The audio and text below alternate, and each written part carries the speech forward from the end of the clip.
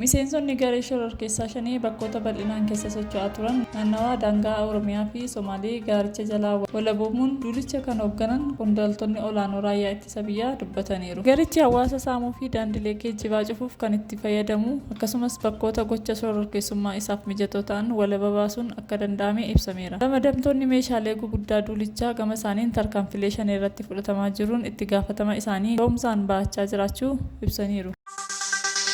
Manni maree ministeerotaa walgahii idilee 24ffaa har'a gaggeesseen dhimmoota adda addaa irratti mari'achuun murtoo dabarseera. Manni marichaa walgahii har'a gaggeesse kanaan waliigaltee liqaa mootummaa Xaaliyaanii waliin mallatteeffame irrattis mari'ateera. Waliigalteen liqaa kunis karoora misooma mootummaa deeggaruuf liqaa yuuroo miliyoona 56 keessaa yuuroo miliyoona 10 funca sona buna fooyyessuuf, yuuroo miliyoona 22 carraa hojii naannawaa baadiyyaatti uumuun, damee industirii qonnaa tumsuuf, yuuroo miliyoona 24 immoo misooma waaraa fi bulchiinsa qabeenya bishaanii naannawaa Awaashii fi Shabaleef kan oolfamu ta'uun ibsameera. Manni marichaas erga irratti mari'ateen booda akka raggaasifamuuf manni maree bakka bu'oota uummataatti qajeelcheera. Manni marichaa ajandaalee hariiroo haalaa fooyyessuuf ba'e irratti mari'ateera. Waliigaltee tumsa teeknikaa waraana mootummaa Raashiyaa waliin mallattaa'e irrattis mari'ateera. Waliigaltichi michummaa biyyoota lamaanii cimsuuf fedhii biyyoota lamaanii irraa deebiin kan mirkaneesse ta'us marichaan ka'eera. Adeemsa tumsa teeknikaa waraana biyyoota lamaaniif eegumsa qabeenya kalaqa sammuu irratti hubannoo fi tumsa fooyya'aa ta'e mirkaneessuuf akkasumas